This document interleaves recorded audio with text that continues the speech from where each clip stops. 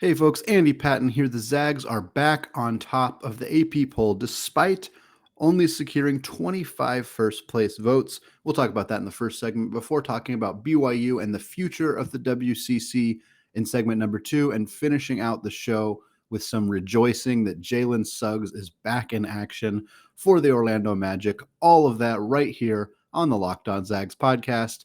Don't go away.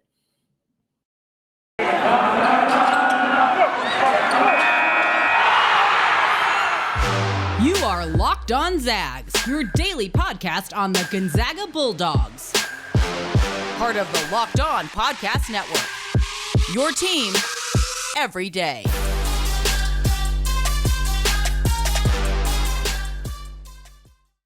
What is going on, y'all? Welcome to the Locked On Zags podcast, part of the Locked On Podcast Network.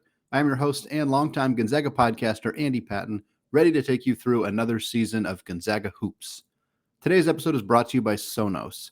Sonos is the official sponsor of ESPN College Football. Go to Sonos.com to learn more.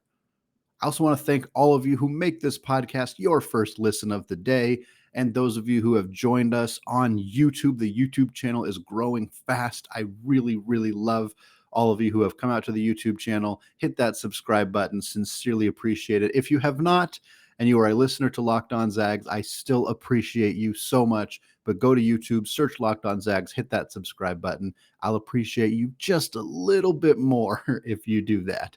All right, segment 1, the Zags are back at the top of the polls. It was a bit tenuous whether they were going to get there or not. There was a lot of debate between the Gonzaga Bulldogs and the Auburn Tigers. Of course, Auburn, who beat Alabama last week, which was used quite frequently as an argument in favor of Auburn. I went on the record to say that while I believe Auburn had and has a very, very strong case to be the number 1 ranked team in the country over Gonzaga, I don't think that the argument that they beat Alabama and Gonzaga lost to Alabama holds a lot of water. I try not to use those transitive property arguments just in general because I think they're silly. I think teams can show up in different ways on different days. Gonzaga had a bad week. Every good team this year has had a bad week or a bad game, every single one of them. And for Gonzaga to struggle against Alabama, yeah, Alabama's good, and Alabama has unfortunately not looked as good since then, which makes that loss not look very good. But again, look at what happened with Oregon. Oregon was not a very good team to start the year. And St. Mary's and BYU, who are good teams, don't get me wrong, but they steamrolled an Oregon team that found their footing in January, as they normally do under Coach Dana Altman, and crushed USC, crushed UCLA. And now I don't think people are out there saying, well, this must mean St. Mary's is better than UCLA. That's not an argument that people are using realistically, I don't believe. Northwestern obviously beat Texas Tech after Texas Tech beat Baylor and Gonzaga and a lot of other, they didn't beat Gonzaga, but they beat Baylor. And nobody's using that argument realistically. So I don't think that it's a feasible argument. However, Auburn was 8-1, is 8-1 in quad 1, quad 2 games. Gonzaga is 4-2. So there was some argument. I still believed that Gonzaga deserved to be the number 1 team in the country, and that did bear itself out. But it was an interesting path to get there. Gonzaga received 25 first place votes in the AP poll. Auburn received 36 first place votes. That is a huge difference. 11 more AP voters believed that Auburn deserved to be the number 1 team over Gonzaga. The difference is that very few people had Gonzaga ranked below second. If Gonzaga wasn't first, they were frequently second. For Auburn, 2 voters in particular really jeopardized their chances of being the number 1 ranked team in the country. One of them was John Wilner from the Mercury News. He had them 6th, which I think is defensible. It's lower than I would have had them, but I think that it is defensible. Also, Jesse Newell from the Kansas City Star had them 9th. He kind of had to actually step out and defend his argument because he was getting a lot of hate, a lot of vitriol, which I've also gone on record multiple times as talking about how I don't think that this matters all that much and think that getting really, really mad about this kind of stuff is a little bit silly. All that matters is who's playing in the final game of the season in April or late March. But I do understand from Auburn's perspective, they have never been ranked the number 1 team in the country. That has never happened. Bruce Pearl went on record and said how important he thinks this would be for the program. let's think back and remember back in 2013. It was my senior year of college. I know most of you were still fans of the program at that time. The first time they were ranked number one was such an incredibly fun atmosphere for the students, for the university in large, for the fan base. Everybody was just so thrilled. They had like a big party on campus. It was just, and obviously it's a little bit different for a small school, 4,000 people, no football team, came from nowhere.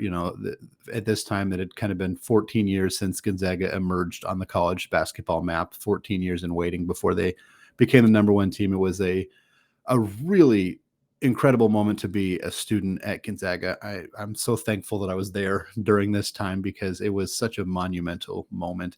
And so for Auburn, again, it's a little bit different because they're a big school, because they have a football team, because they've frequently been the best football team in the country. Doesn't mean that it's not a cool accomplishment for the basketball program, obviously. But I think you could make an argument that they deserved it. And I think that that's totally reasonable. I'm glad Gonzaga is number one. I don't want to sound like somebody who's like, oh, I wish we were number two. I don't. I'm glad we're number one. And I think my main argument is that we can't take this lightly. We've had this a lot. We had this all of last year. We had this a lot of this year. We had it a lot the year before that. It's like we have been number one a lot, and it is easy to take that for granted, to feel like we expect to be there or we always deserve to be there. There's a good argument that we do deserve to be there right now, and we should be dang happy about that, and I certainly am. But we have to remember that there are schools out there like Auburn who have never done this before. And so we should not take it lightly.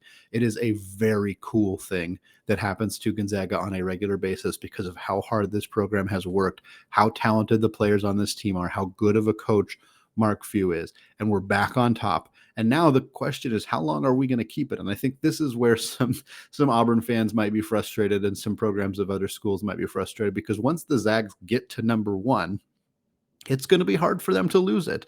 They have played one of the toughest games that they're going to play in conference play. Of course, that was BYU at home at the Kennel, and they blew the doors off of them.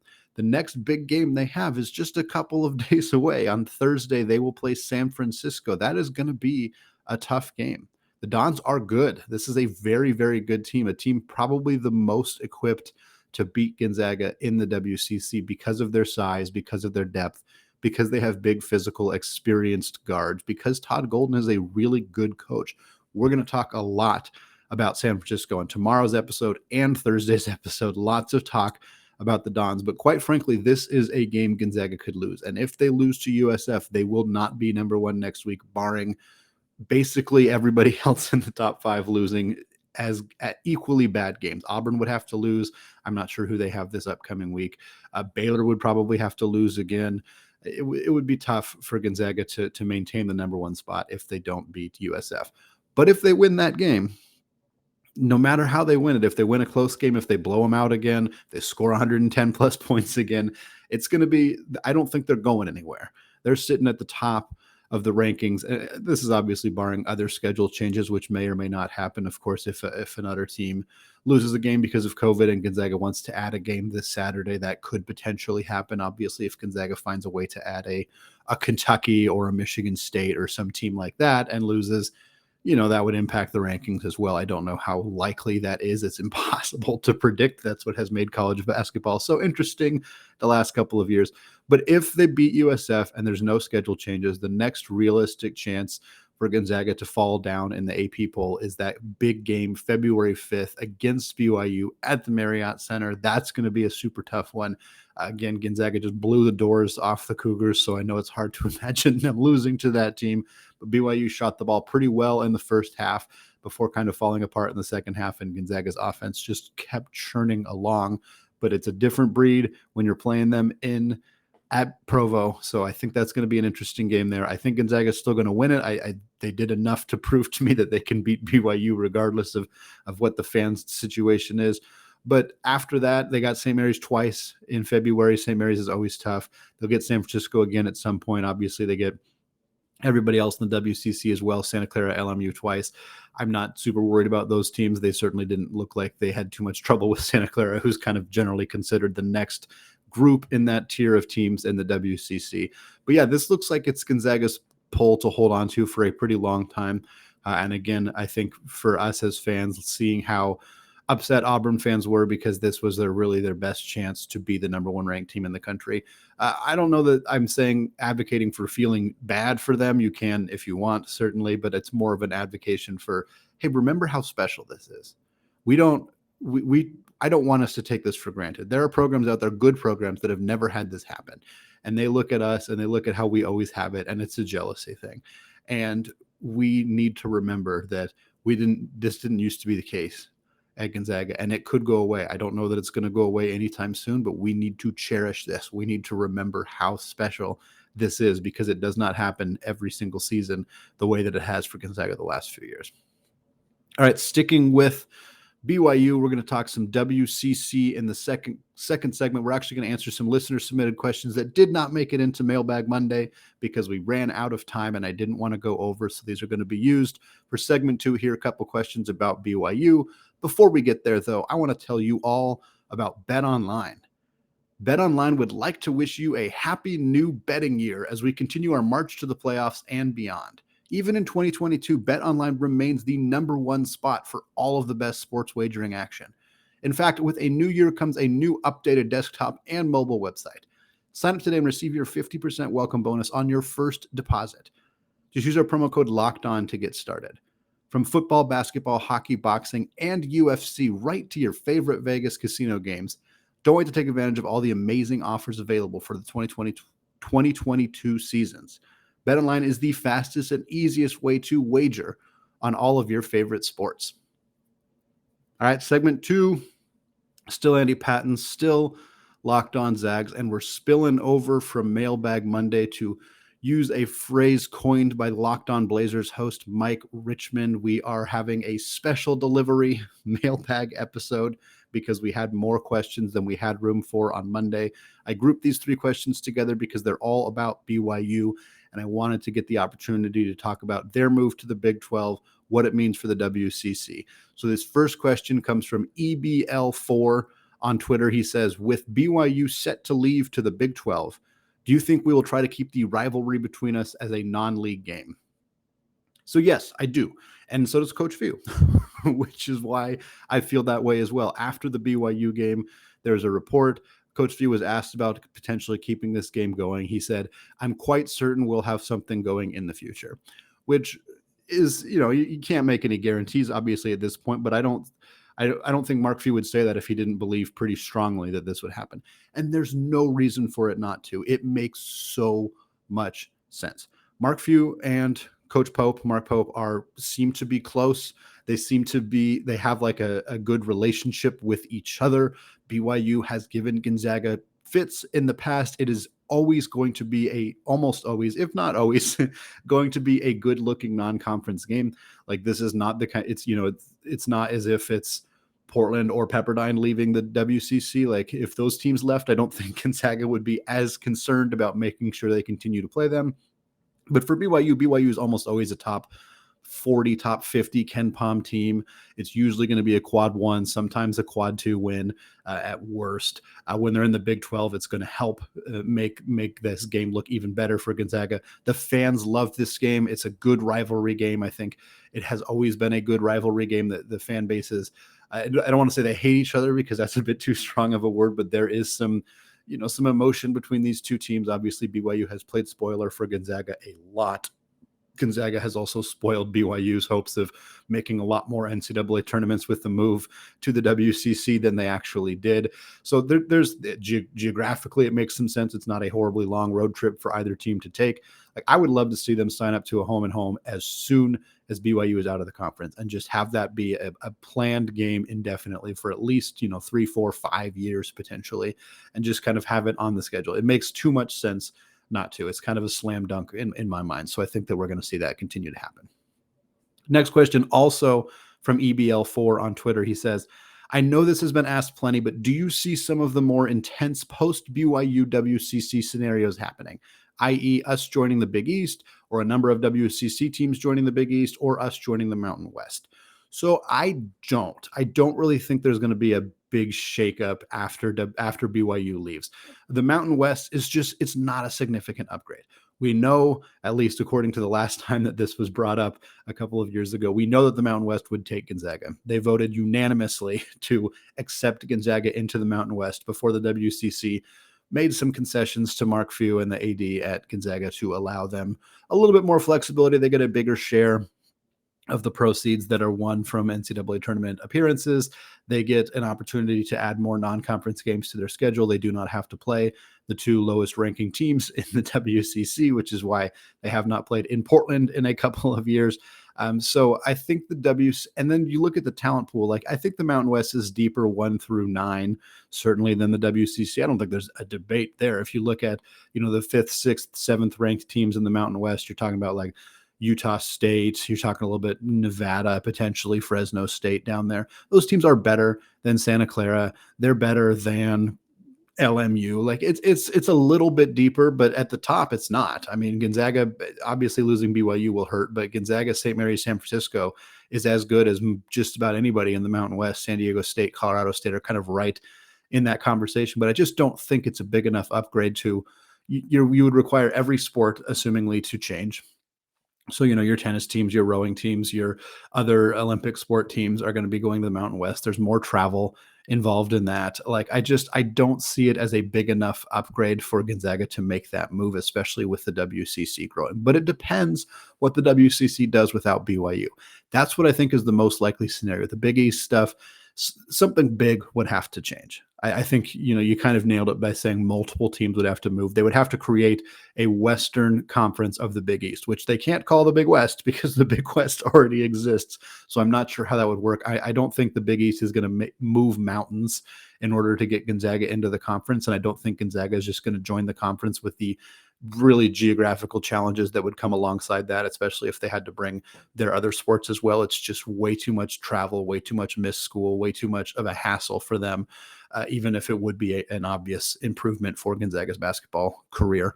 Beyond that, I think the biggest thing that's going to happen is Gonzaga is going to have a lot of oversight into what team joins the WCC, trying their best to find a competitive, talented team that could kind of replace BYU in that way.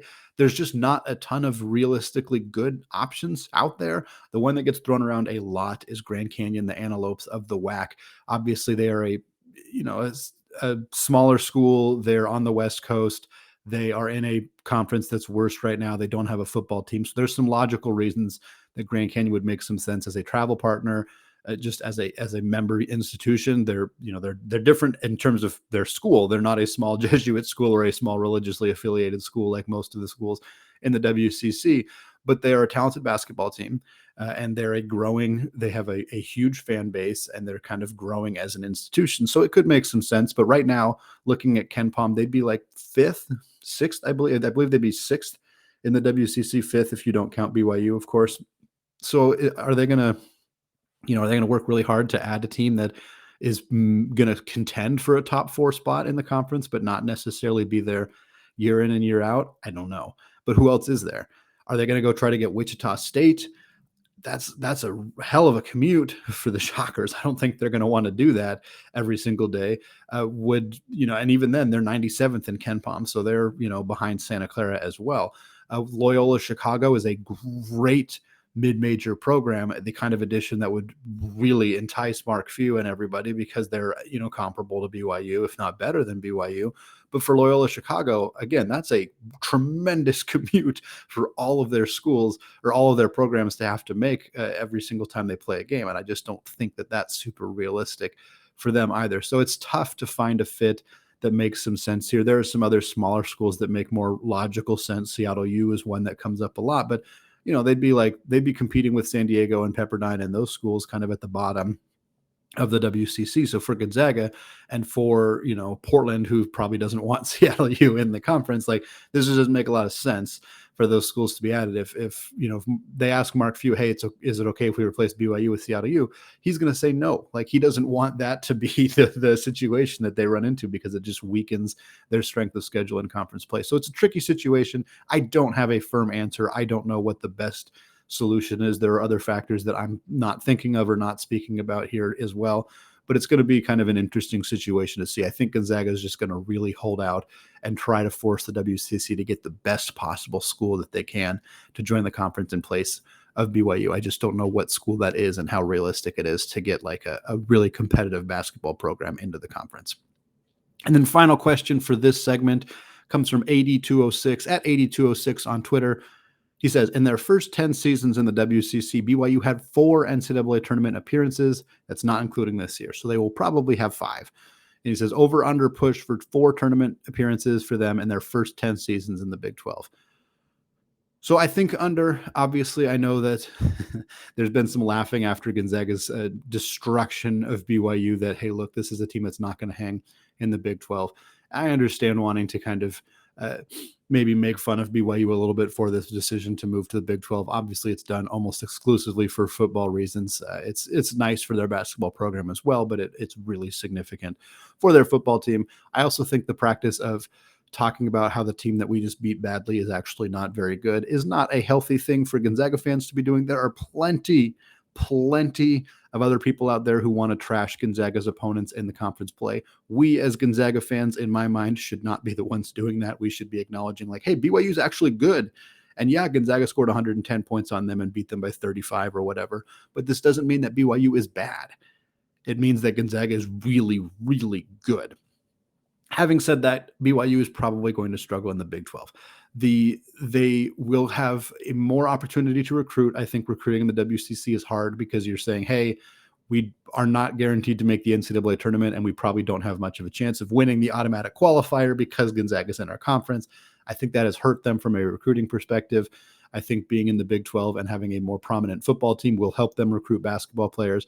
It will help that they're playing, a more consistently challenging schedule. Certainly they're going to have more losses than they do every single game out here. They lose 4 or 5 games per season in the WCC and still barely make the NCAA tournament. Out there, they'll probably lose 10, 12 games in good seasons and still have a better chance of making the tournament just because their strength of schedule is better. Their ranking in KenPom will probably be better.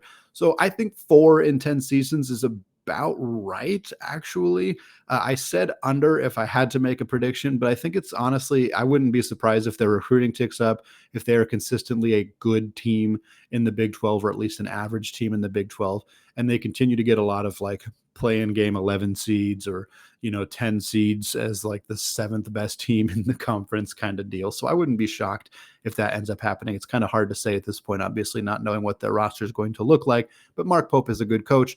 And I think this is a team that could actually improve as they get into the Big 12 and challenge for more NCAA tournament appearances. All right, Jalen Suggs is back and healthy with the Orlando Magic. I want to talk about that in the third segment and talk about some Kelly Olynyk trade rumors. But before we get there, let's talk about Built Bar. It's the new year, so that means New Year's resolutions. If yours is about getting fit or eating healthier, make sure you include Built Bar in your plan. Built Bar is the protein bar that tastes like a candy bar, maybe even better than a candy bar. Built Bar makes it easier to stick to your resolution because it tastes so good you'll want to eat it, unlike other protein bars which can be chalky or waxy or taste like a chemical spill. You want to eat healthy, but it just gets so boring. By now, you might be thinking, this is just not worth it. Where's the chocolate? But Built Bars are covered in 100% real chocolate. In fact, here's an idea for the new year. Go to all of your secret treat stashes, at home, in the pantry, at the office, in the car, wherever. Throw out all of the sugary or calorie-filled treats and replace them with Built Bars. So when you're craving a snack or a treat, you can reach for something that's healthy and tastes incredible. Even if you're not a huge fan of working out, you can at least eat something that tastes good and is good for you. That way, when you enjoy a delicious Built Bar, you can almost count it as a workout. Go to built.com now and use promo code LOCKED15 and you'll get 15% off your order. Use promo code LOCKED15 for 15% off at built.com.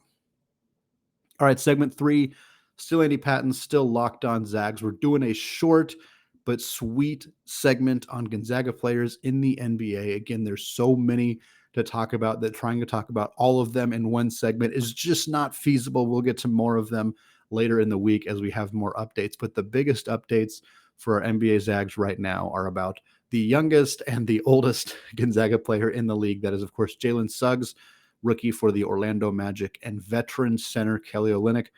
For the Detroit Pistons, we'll start with Suggs. Suggs is back. He missed quite a few games with a finger injury. He was out for about 6 weeks or so, I believe, for the Orlando Magic. It was a bummer timing for him. He was, I think, just starting to really find his groove. He was going through some growing pains as a rookie, 19-year-old kid in the NBA. You kind of expect that, hey, this is, it's a pretty big jump up. And you still saw him flash a lot of the loads of talent that he has and the ability that he has was on display a lot in his first couple of weeks in the NBA, but also a lot of mistakes as well. Now he's back. He's played 3 games. All 3 games have shown similar amounts of that athleticism and that talent that he has, and also shown some of those growing pains are still there for him, which is to be expected. Against Charlotte in his first game, he had 12.7 assists and 6 boards. Stuff in the stat sheet, which you love to see. He had 16 points, 3 boards, and 2 assists on 7 for 11 shooting against Dallas, which is excellent. And then against Portland on Monday night, he had 10.6 boards and 3 assists. So he's got 12 assists in 3 games, which is perfectly defensible. He's also got 12 turnovers in 3 games, which is not so great. A 12-12 or 1-to-1 assist to turnover ratio could use some improving. We'll put it that way. He's also shot just under 59% from the field. So the concerns about his field goal percentage, him missing a lot of shots, he's starting to iron that out, which is great. 3-game sample sizes, not huge by any stretch of the imagination, but it's nice to see more of his shots going in. The turnovers is something that you could kind of expect for a player who plays the way that he does, who's so young for his level. You kind of expect that to happen. I don't think that that's such a significant problem. He's been coming off the bench since he came back for Orlando. They're playing a lot of Gary Harris, a lot of Cole Anthony at the guard positions. But again, he's a part of their future. He's going to be a starter in no time. I think they're just kind of easing him back into NBA action here. But I'm really excited to see what he does for the rest of the year. I think, there's less expectation on him now that he's missed so much time, now that he's not really a player in the rookie of the year race. I think it's a little bit easier for him now to just kind of coast and do his thing. Yeah, he's going to make some mistakes. He's going to have some bad nights. He's also going to have some great nights where you see everything on display. He's going to have 20 points. He's going to have 7 or 8 assists. He's going to knock down 3 or 4 threes. He's going to make some highlight reel plays, some passes that wow people, going to be on SportsCenter. All of that stuff, I really believe, is going to happen for him in the second half of the year. He's just going to have to, acknowledge there's going to be some growing pains. There's going to be some mistakes. That kind of stuff is going to happen. He's, like I said, he's so young. He made the jump from high school to 1 season at Gonzaga with, they played some really good teams, obviously, but they also didn't play in front of fans. And it was this kind of unique, strange season. And now he's in the NBA. He's dealing with adversity for the first time. He's dealing with losing for the first time. He's in huge arenas full of fans on a completely different level than anything you would have seen in college basketball, especially for him who didn't see fan bases. So it's a lot of adjusting for him. I think he's going to be great still. I'm not worried about his long-term potential as an NBA player at all. I'm just happy to see him back on the floor and hope to continue to see some improvement from him for the rest of the season. Next up, Kelly Olynyk. Kelly Olynyk is back for Detroit. I say back in quotations because he has not actually played yet for Detroit. His last game was November 12th. He only played 10 games this season before suffering a grade 2 MCL sprain in his knee. Prior to the injury, he was averaging 12.5 points, 5.3 rebounds in 12 games. Excuse me, I said 10, but I believe it's 12 games. The kind of numbers you expect to see from Kelly Olynyk, 12-ish points, 5.5 rebounds, shooting well from 3. Kelly's been so consistent throughout his NBA career, which is truly remarkable for a player of his age and his, how long he's been in the league, to be consistent in the production that you put up and consistently good. He's not consistent in putting up 2 points and 1 rebound. He's consistent and putting up good, solid numbers in the NBA. Now, the question is what Detroit is going to do with Kelly. They're bad. They're not a good Pistons are not a good team. They have Cade Cunningham. Obviously, they're rebuilding around him. Sadiq Bey is a big piece for them at the 4 spot. And then they have Isaiah Stewart, who is, he's not elite by any stretch of the imagination, but he's a good quality small ball center in today's modern NBA. So those are kind of building blocks a little bit for Detroit. Now they have Kelly under contract for 2 more seasons after this year, but he's a pretty prime trade candidate if teams are willing to trade for him with the medical history right now. We know Detroit attempted to trade for Bol, the former Oregon alum who's on the Denver Nuggets. They ended up voiding the trade because of an injury concern with Bol. But if they're going out to get young centers like Bol, it makes you wonder if they are planning to try to move Kelly. Maybe they just wanted to acquire somebody else that Kelly could potentially be a mentor for, which makes some sense as well. But I think there's some real opportunity for Kelly to get traded at the deadline this year, assuming he gets back and healthy and starts to kind of look a little bit more like himself before the trade deadline. Teams are probably going to want to see that before they give up any kind of draft capital to acquire him. But I've seen Boston thrown around as a rumor for him, which would be interesting. Return, of course, to the team that he spent the first half of his NBA career with. It makes some sense considering their needs in the front court. His experience playing over there, obviously, I think could make a lot of sense. There are plenty of other teams that I'm not thinking of right now that could definitely make some sense for Kelly as well.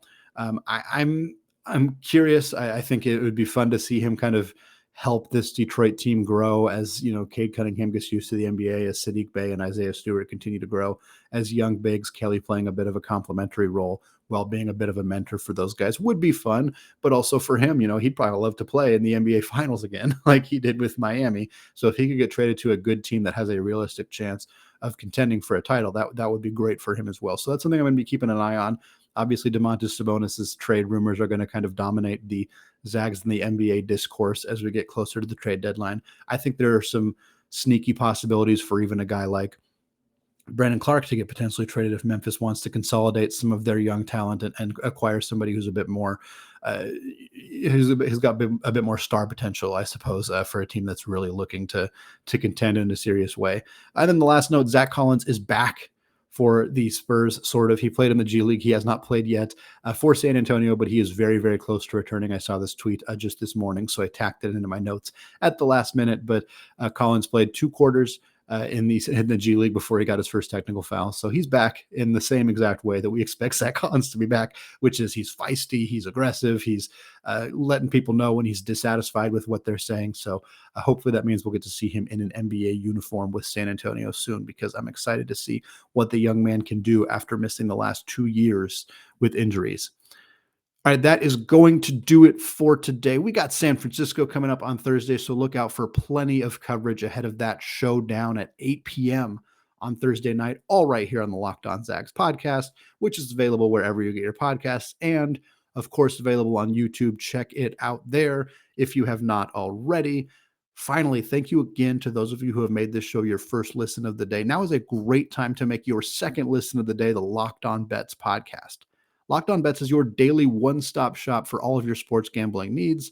Locked On Bets is hosted by your boy Q with expert analysis and insight from Lee Sterling. All right, thank you all for listening, and go Zags.